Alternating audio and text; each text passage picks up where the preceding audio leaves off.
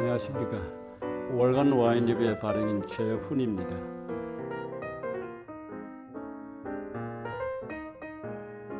지난번 강론에 이어서 오늘은 19번째, 즉 19강 강론을 하도록 하겠습니다. 이 강론의 주제, 제목은 그냥 심플하게 두 가문의 와인 이야기, 두 가문의 와인 이야기. 얼핏 생각하면 두 가문이 누구를 가리키냐 하는 것은 하나는 스페인의 이름난 가문인 토레스 가문, 두 번째는 프랑스의 알자스 지방에서 이름난 위겔 가문입니다. 이래서 토레스와 위겔 두 가문의 이야기를 오늘 이 강론에서 같이 하도록 하겠습니다. 왜냐하면 이 와인을 들여오는 유통수입사가 한 회사이기 때문에 오늘 두 가문의 이야기를 나누어서 말씀을 드리는데 조금은 다른 때보다는 강론의 시간이 길어질 것 같습니다만 이해해 주시면 고맙겠습니다. 우선 토레스 가문에 관한 이야기인데, 이 토레스 가문이라 그러면요, 스페인의 와인의 메인 코타라고 이해하시면 될 것 같습니다. 1870년에 처음 설립이 되었으니까 지금으로 따지면 약 한 150년 가까운 와인 생산의 역사를 갖고 있습니다. 그리고 현재 이 와인을 실질적으로 지휘하는 지휘탑은 미겔 토레스라는 분입니다. 물론 이 와인 가문의 브랜드 자체는 토레스 가문으로 되어 있습니다. 토레스 파밀리아. 그러나 실제 이 가문을 운영하는 지휘봉을 지닌 자는 미겔 토레스입니다. 왜 이 미겔 토레스가 이렇게 이름난 와이너리로 지금 제가 이 강론에서 부르고 있느냐면은 1960년대 사실은 오늘날처럼 이름난 스페인의 와인을 이룩하는데, 만드는데 견인차의 역할을 했다 하는 이야기입니다. 미겔 토레스는 원래 공부를 프랑스에 있는 부르고뉴의 디종 대학에서 양조학을 마친 양반입니다. 그래서 이분이 빚는 와인의 그 스타일이 매우 부르고뉴 스타일이라는 것을 아마 그 본인이 거기서 공부를 하고 양조를 익힌 아마 그러한 덕분인 것 같습니다. 근데 제가 지금 여기에 이야기하고자 하는 것은 미겔 토레스라는 양반이 저희들 와인 리뷰에 2019년 말적 세무판에 전설적인 현대 와인의 양조자 6사람을 이렇게 리스트업을 할 때 그 중에 스페인의 전설적 양조자로서 미겔 토레스를 넣은 일이 있습니다. 그래서 제가 이분에 관한 이야기를 좀 소상히 잘 알고 있습니다. 가장 두드러진, 그리고 스페인 와인을 오늘처럼 이렇게 이름난 와인의 생산국으로 발돋움하게 된 배경에는 이 양반이 60년대 토레스 가문이 처음으로 이렇게, 지금은 온 세상 사람들이 까베르네 소비뇽만 먹은 월드 클래스 포도주라는 것은 다 압니다만은 그때만 해도, 즉 1960년대까지만 해도 스페인은 아직도 토착 품종을 갖고 와인을 빚고 있던 시절이었습니다. 그리고 와인의 양조의 기법도 나무통 아니면은 시멘트 같은 그런 숙성기를 이용했는데, 미겔이 일단 그 와인의 지휘봉을 지은 부터는 포도의 품종을 전부 다 까베르네 소명으로 완전히 바꿔버렸습니다. 재미있는 이야기가 있다고 하는데, 그때 그 아버지 되는 당사자도 아들의 그와 같은 그 어떤 혁신적인 일에 굉장히 두려움을 가졌다 하는 걱정을 했다는 이야기도 남을 정도입니다.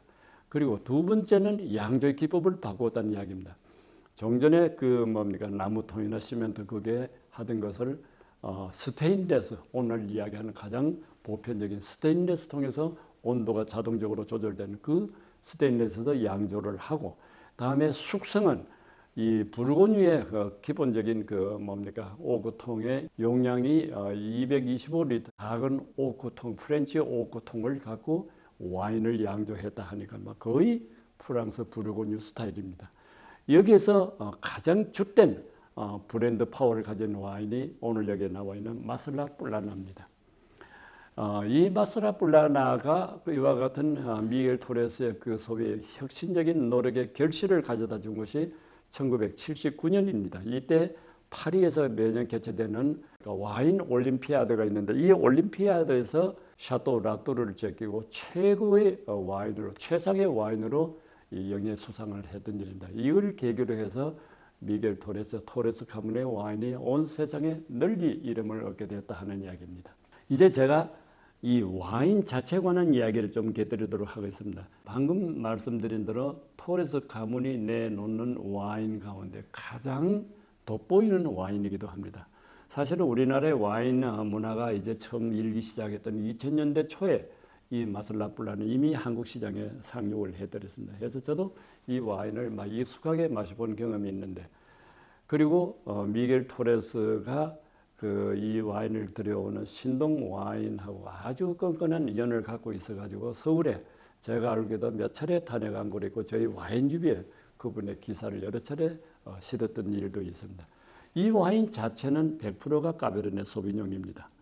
그리고 이 와인의 그 컬러랄까, 이 색상은 약간 다크, 그리고 체리, 어두운 체리의 빛깔을 내는데, 제가 오늘 일부러 이 와인을 시험을 하면서 창 쪽에서 색상을 봤을 때 굉장히 영롱한 빛깔을 띠고 있었다. 그리고 아로마는 막 과실향인데 체리의 과실이 지배적이고, 맛은 제가 늘 그 참 이야기할 때 좋은 와인들이 갖고 있는 건 다 갖고 있습니다. 부드럽고 막 결이 튼실하고 피니시가 훌륭하다. 막 이런 이야기는 부르고뉴의 피노누아로 빚은 부르고뉴의 레드 와인하고 비슷하게 느껴지고 있다 하는 사실을 말씀을 드리겠습니다. 그리고 아까 제가 서두에서 잠시 이 와이너리가 굉장히 이름을 얻고 있었던 것은 첫째, 스페인 안에서는 와인의 질, 양 두 면에서 최상이라는 것. 그리고 양적으로도 이야기하는 것은 포도밭의 규모가 양적인 이렇게 비교 단위가 되겠습니다만은 무려 1,500헥타르의 넓은 포도밭을, 그것도 직접 자기가 운영하는 포도밭을 갖고 있습니다.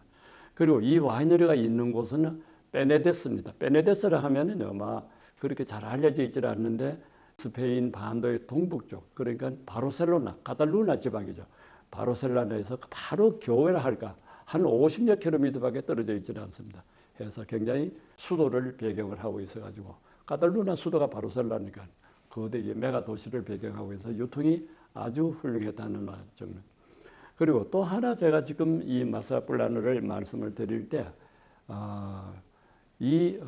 뭐라 합니까, 와인의 풍미가 거의 부르고뉴 스타일이었다는 이야기를 하면서 125주년의 기념식이 있을 때 국왕이, 그때 당시의 국왕은 후안 카롤로스로 되어 있습니다. 그 후안 카롤로스가 직접 이 와이너리의 기념식에 테이블을 끌을 정도로 와인의 명예와 위상이 능히 짐작할 만하다는 것을 다시 한번 강조해서 말씀을 드립니다. 두 번째 가문의 이야기는 프랑스 알자스 지방에 있는 위겔 파미어, 불어로 파미어가 영어로 패밀리입니다. 그래서 브랜드 자체는 위겔 파미어로 되어 있습니다.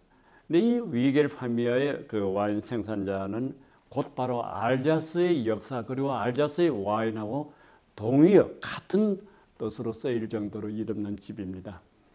우선 알자스가 어떤 곳이냐는 역사적으로 얽혔던 이야기를 간단히 이야기를 드리면은, 이 알자스 땅은 4차례나 그 땅의 주인이 바뀔 정도였습니다. 첫 번째가 1648년에 베스트팔렌 조약에 의해 가지고 알자스가 프랑스의 땅으로 확정되고 난 뒤에 1871년에 보불 전쟁, 아마 지금은 젊은 사람들은 보불 전쟁하면 잘 모르는데, 프랑코 프로세인, 즉 프랑스와 이 프로세인 독일의 그 싸움이 1870년, 그리고 전쟁이 끝난 것이 71년이었으니까 한 2년 미처 못 갔던 그 전쟁에서 유명한 당시에 재상, 철렬 재상으로 알려져 있는 비스마르크가 이 전쟁을 전략적으로 끌고 와서 승리를 쟁취함으로써 나중에 적국인 프랑스의 파리에 벨사이의 국에 들어가서 빌리엄 1세와 강요들이 독일 제국을 선포하는 그런 역사적인 희극도 일어났던 일이 있습니다.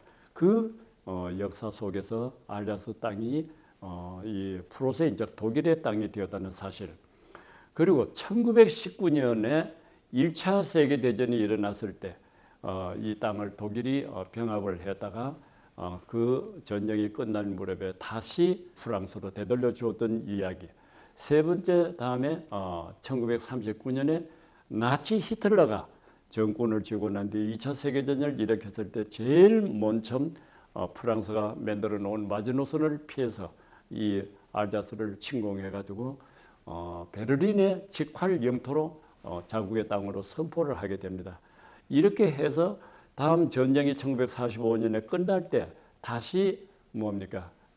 독일이 패전국이 되면서 알자스 땅은 프랑스로 다시 되돌아오게 됩니다. 이렇게 해서 이렇게 헤아려보면 무려 4차례나 그 주인이 바뀐 어떻게 보면은 알자스 자체가 질곡의 역사랄까 이러한 과정을 걷고 와인이 이 산지로서 지금까지 알려져 있습니다. 근데 제가 서두에서 위겔 가문이 무려 1639년에 처음 터를 잡고 이 터를 잡은 곳이 리크빌이라는 고장입니다. 작은 소업 도시 정도가 되는데 그 리크빌에 터를 잡고 지금 13대째 주인이 바뀌면서 이 말합니까 가문이 후계자가 계속해 이어오고 있는 그러한 다시 말씀드린 알자스의 역사하고 궤를 같이 하는 그런 명문이기도 합니다. 그래서 이 명문이 오늘날까지 긴 역사를 이어오고 있다는 사실을 말씀을 드리고 와인의 이야기를 말씀을 드리면 여기 지금 이 푸른 병 그리고 길쭉한 이 병의 모습은 프랑스의 알자스 와인의 가장 심볼적인 모습입니다. 그리고 이 알자스 와인이 주로 포도 품종은 리슬링 플러스 게비르츠 투라미노입니다. 그래서 이 오늘 여기 나온 것은 포도종은 게비르츠 투라미노입니다. 게비르츠 투라미노 와인 포도종은 본래적으로 좀 달짝지근한 와인입니다. 그래서 주로 테이블 와인에도 쓰고 다음에 또 하나는 디저트 와인으로도 많이 쓰이는 이러한 훌륭한 포도종으로 빚은 와인입니다. 그래서 이 위겔 네 보니까 거기에 또 밑에 하나 보면 그로시엘라오이라고 되어 있는데 그로시로에는 뭘 가리키냐면은 그랑쿨이라는 뜻입니다. 그래서 알자스에도 계층 와인의 계층이 나눠져 있는데 그 중에 최상의 와인이 그로시엘라오입니다. 이 점에 관해서 오늘 이 와인이 훌륭한 와인이라는 이야기를 같이 말씀을 드립니다.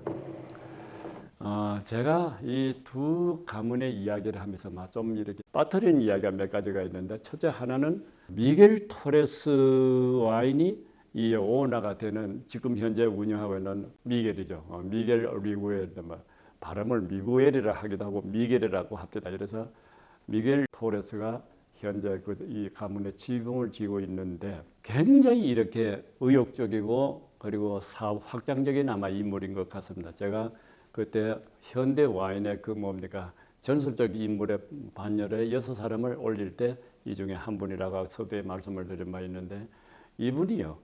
이 베네데스의 그 본 고장에서 한 걸음 벗어나서 지금 라리오와 다음에 리베라 델 두에로 다음에 해외로는 칠레 그리고 캘리포니아 온 사방에다가 미겔 토레스의 브랜드를 심고 있다는 사실을 하나 말씀을 드리고 그리고 이 마슬라 플라는 지금 무려 한 140여 개 이상 국가들한테 아마 수출이 되는 것 같습니다.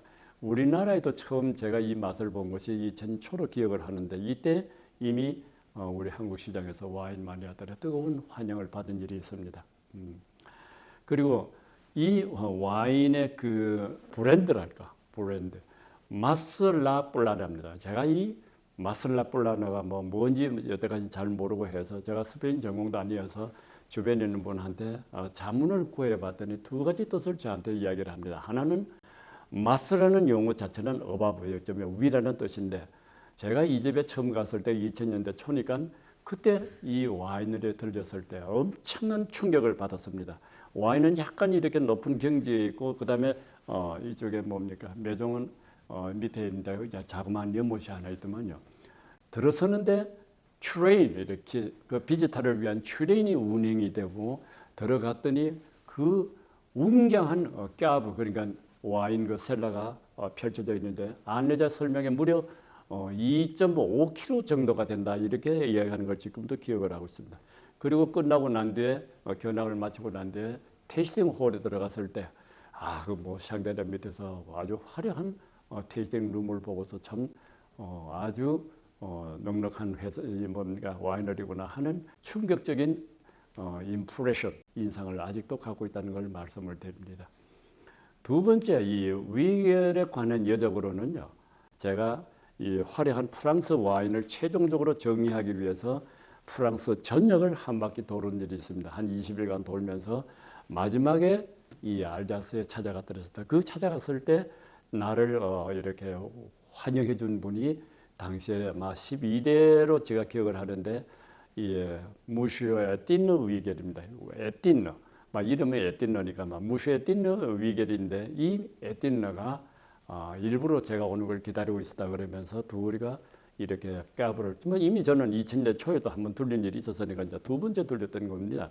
전부 다 마치고 난 뒤에 이분이 저보고 와인을 한잔 하자길래 뭐 저도 뭐 술을 좋아하는 사람이니까 그리고 여행에서 와인을 뭐 참 피곤한데 좋아서 이래서 한 잔을 했는데 거기 얼마입니까 10월 달이었는데 서울에 돌아와서 이제 제가 다른 일 때문에 이제 그 이름이 한참 자료를 정리하는데 문득 날라온 이 부엄 사람이 죽은 부엄 메시지가 하나 왔는데 바로 이 무시했던 이가 죽었다는 겁니다.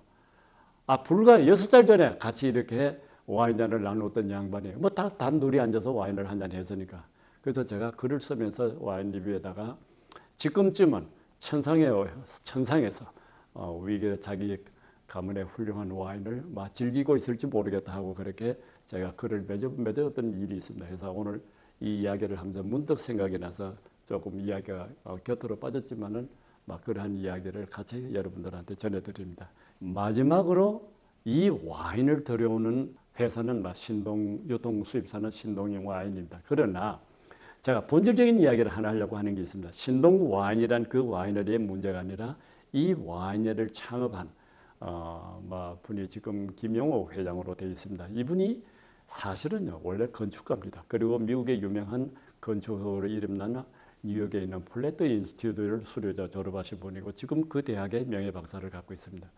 제가 왜 이 말씀을 드리냐면요. 와인의 그 유통 수입하시는 분도 철학적인 어떤 교양과 어떤 그 뭐라 합니까 뚜렷한 철학이 있는 분이 좋은 와인을 가지고 오더라 하는 이야기입니다. 제가 한 20년 이 업계에서 일을 하면서 보면은 어떤 와이너리는 정말 돈밖에 모르는 것 같고 뭐 철학도 없고 그렇습니다.